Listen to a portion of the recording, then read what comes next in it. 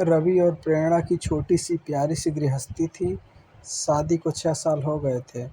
मधुर संबंध और प्रगाढ़ हो रहे थे।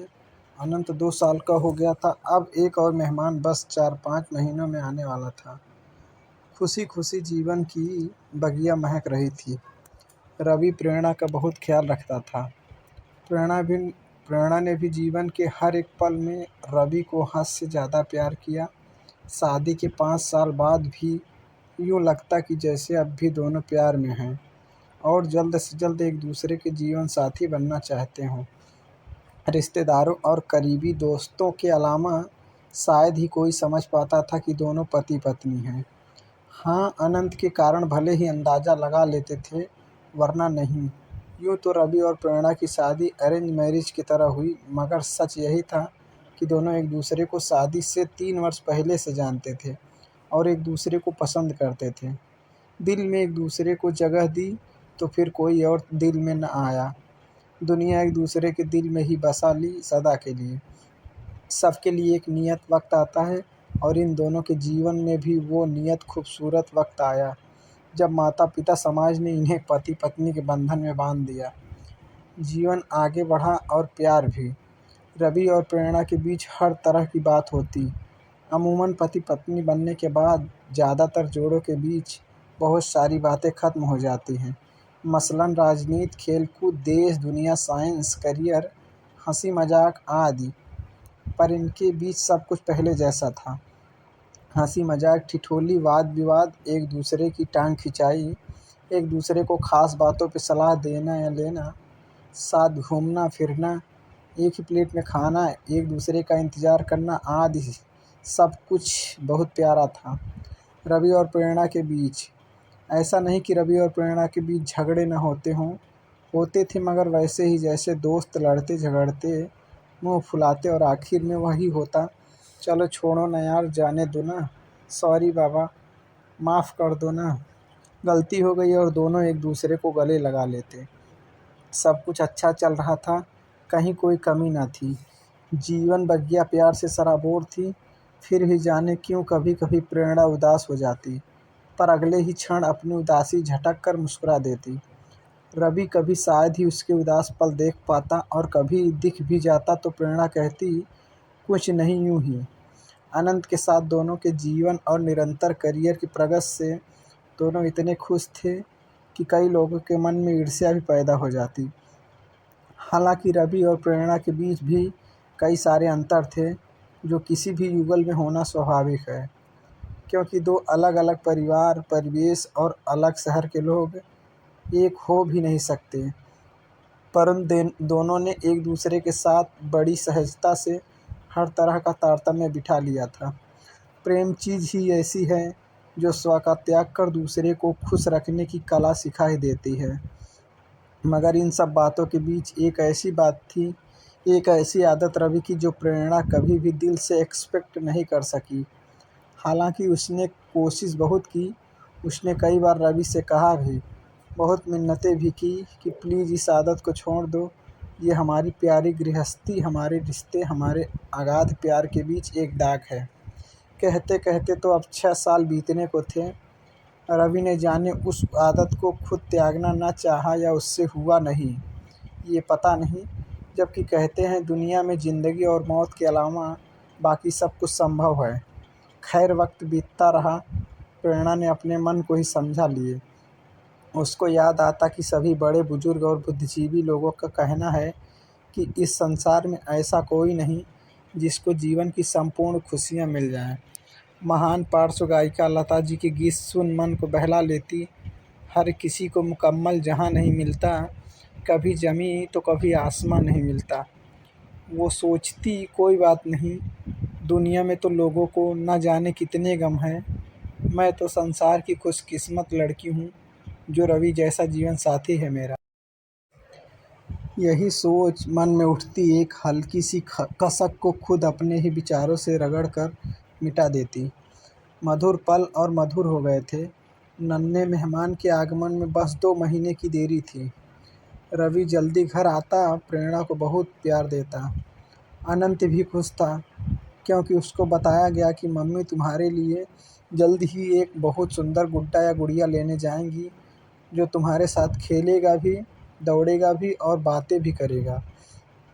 अनंत को गोद में लिए रवि प्रेरणा के साथ बैठ घंटों दुनिया जहान की बातें करता। प्रेरणा हर वक्त खुश थी, पर कभी कभी अनायास पूछ बैठती, रवि तुम सच में अपनी आदत नहीं छोड़ सकते? रवि उसके हाथ थाम फिर वही बात दोहरा देता जो पिछले 6 साल से कह रहा था, बस 2-4 दिन दे दो मुझे, सच कहता हूँ इस बार पक्का तुम्हें शिकायत का मौका नहीं दूंगी।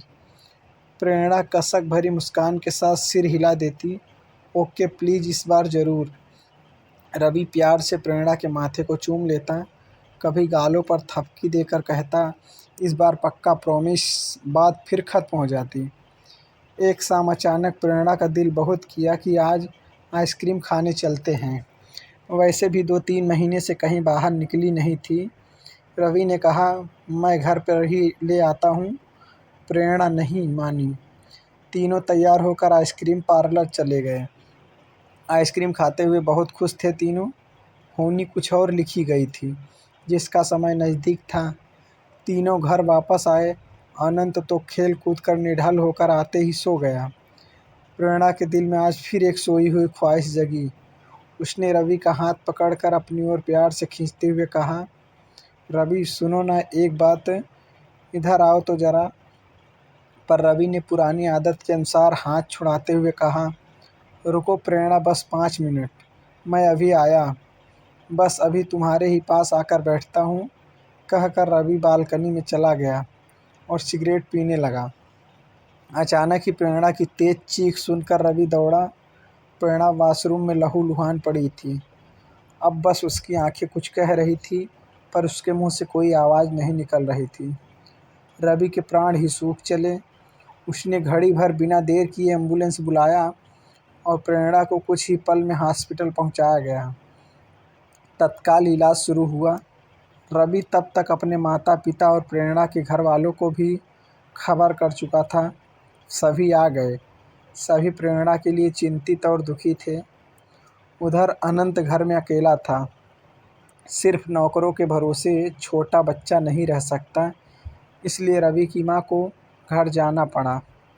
इधर डॉक्टर्स प्रेरणा की कंडीशन को अब भी खतरे में बता रहे थे। बच्चा पेट में ख़त्म हो गया था। डॉक्टर ने ऑपरेशन कर दिया था और अब प्रेरणा को बचाने की कोशिश में जुटे थे। थोड़ी देर में अनंत को लेकर मां पुनः हॉस्पिटल आई। मां ने रवि के हाथ में एक पेपर देते हुए कहा, ये तकिए के नीचे रखा था, शायद अनंत के हाथ में खेलते हुए आ गया। कोई ज़रूरी चीज़ हो, शायद ये सोच मैं लेते आई। माँ पढ़ना नहीं जानती थी, सो रवि पढ़ने लगा। उसने पहचान लिया कि ये प्रेरणा की लिखावट थी और जगह जगह स्याही ऐसे बिखरे हुए थे कि लग रहा था उसने रोते रोते ही ये सब लिखा है। अरे ये तो अभी शाम को लिखा है उसने, क्योंकि प्रेरणा की आदत सभी जानते हैं। वो कुछ भी लिखती है तो उस पे अपने साइन करके नीचे तारीख और समय भी लिखती है। मतलब कि जब रवि थोड़ी देर के लिए सिगरेट पीने बालकनी में गया था, तभी प्रेरणा ने ये लिखा था।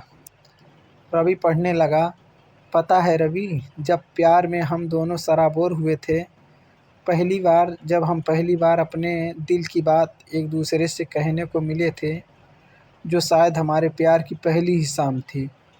उस दिन हमने समंदर किनारे बने उस कॉफ़ी होम में समंदर की लहरों को साक्षी करके एक दूसरे से पूछा था कि हम एक दूसरे को ऐसा क्या दे सकते हैं जो सच में बहुत नायाब हो। मैंने कहा, पहले आप कहो रवि। याद है रवि, आपने क्या कहा था? आपको तो शायद याद ही नहीं है, लेकिन मैं एक पल भी नहीं भूली।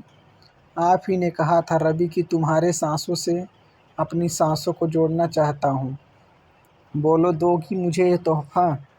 मैंने आपकी आंखों में प्यार की सच्चाई देखी थी। उस एक पल में मैंने आपके साथ अपना पूरा जीवन देख लिया था।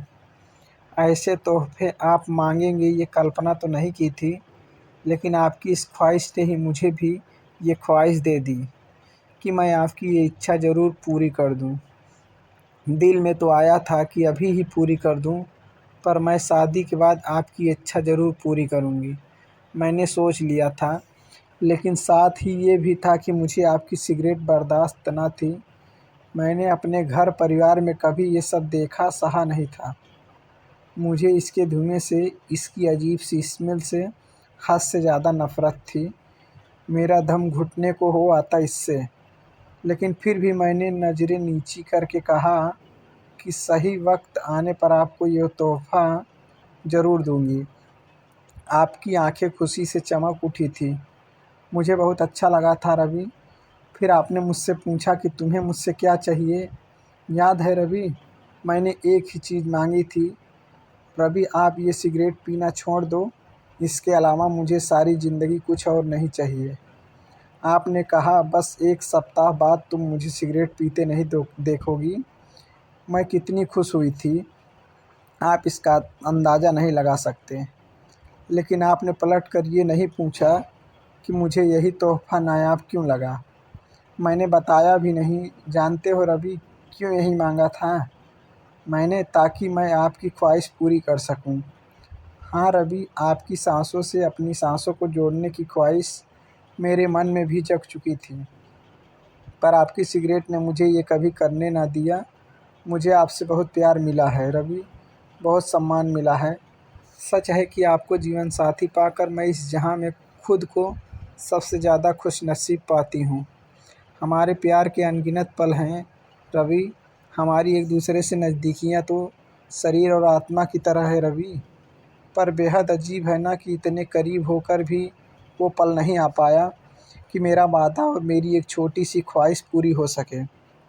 शादी के बाद इन 6 सालों में आपने मेरे लिए बहुत कुछ किया, पर अफ़सोस मेरी एक छोटी सी ये ख्वाहिश आज भी अधूरी है। कितनी बार मैंने चाहा, मगर हर बार जब भी आपकी सांसों के हमकदम बनना चाहा, हर बार वही सिगरेट की अजीब सी गंध ने मुझे मुँह फेर लेने पे मजबूर किया। लेकिन आपने कभी समझने की कोशिश नहीं की। क्या कोई यकीन कर सकता है रवि कि पति-पत्नी होकर, एक बच्चे के माता-पिता होकर भी हम एक दूसरे के होठों के स्पर्श नहीं जानते? लोग हँसेंगे कि ये क्या बकवास है। भला ये 6 साल के दाम्पत्य जीवन में ऐसा पल ना आया हो? मैं कैसे कहूँ कि ये हमारे अटूट बंधन, गहरे प्रेम के बीच ये एक दाग की तरह है। मगर सच है, आप नहीं समझोगे रवि, लेकिन मैं अब समझ गई हूँ। आप मुझे भी शायद छोड़ सकते हो, लेकिन सिगरेट को नहीं, कभी नहीं। मैं फिर आज इसलिए लिख रही हूँ रवि, क्योंकि आज हद से ज़्यादा दिल मचल गया था और लगा था कि आपने आज तो बहुत देर से सिगरेट नहीं पी है। शायद आज एक बार ही सही मेरी ख्वाहिश पूरी हो जाएगी। लेकिन आज भी आप हाथ छुड़ाकर सिगरेट उठाकर चल दिए। मैं रोना चाहती हूँ चीख कर पर नहीं रो सकी। शायद हमारे अगाध प्रेम में ये शोभनीय नहीं होगा। मैं बाँटना चाहती हूँ अपना ये दर्द, मगर क्या ये किसी से कहना उचित लगेगा? बेहद अपमानित महसूस करने लगी हूँ आपकी सिगरेट के सामने अपने आप को। कोई तरीका नहीं है मेरे पास अपने इस अधूरी ख्वाहिश का दर्द बाँटने के लिए, सिवाय इसके कि पन्ने पे उतार कर दिल हल्का कर लूँ। जबकि जानती हूँ पहले ही की तरह कुछ देर बाद इसको भी फाड़ कर फेंक दूँगी, पर कोई बात नहीं, दिल तो हल्का हो जाता है। I love you Ravi, love you always. पढ़ते-पढ़ते रवि बेहिसाब आँसुओं में डूब गया। उसे आज एहसास हुआ उसके सिगरेट के लत के कारण क्या से क्या हो गया। उसके मन में सारे घटनाक्रम प्रत्यक्ष हो उठे। रवि के सिगरेट लेकर चले जाने के कारण प्रेरणा को आज बहुत ज़्यादा बुरा लगा। उसके आँखों से आंसू छलक आए। उसने पेपर पेन उठाया और अपने मन की सारी बात उस कागज़ पे उड़ेल कर अपने मन को हल्का कर लिया। जब तक रवि सिगरेट ख़त्म करके कमरे में वापस आने वाला था, प्रेरणा का चेहरा आंसुओं से भीग गया था। वो उठकर मुँह हाथ धोने चली गई। जब वो वॉशरूम से वापस आने लगी ना, जाने कैसे उसका पैर फिसल गया। ये उसकी संतृप्त मन की दशा थी, या महज प्रेगनेंसी के कारण उसको चक्कर आया होगा, या कि उसकी जीवन की इतनी ही अवधि तय थी, ये तो परमात्मा को ही पता था, या फिर खुद प्रेरणा को ही। रवि पागलों की तरह डॉक्टर से कह रहा था, मेरी प्रेरणा को बचा लो, मेरा सब कुछ ले लो, मेरी जान भी उसको दे दो, मगर बचा दो उसको। लेकिन ये नहीं हो सका। 8 घंटे के अथक प्रयास के बाद डॉक्टर ने आकर कहा, हमने बहुत कोशिश की लेकिन हम हार गए। प्रेरणा के पास अब ज़्यादा समय नहीं, उससे मिल लें आप लोग। रवि बदहवास प्रेरणा के पास पहुंचा। प्रेरणा की आंखें शून्यता से भरी थी।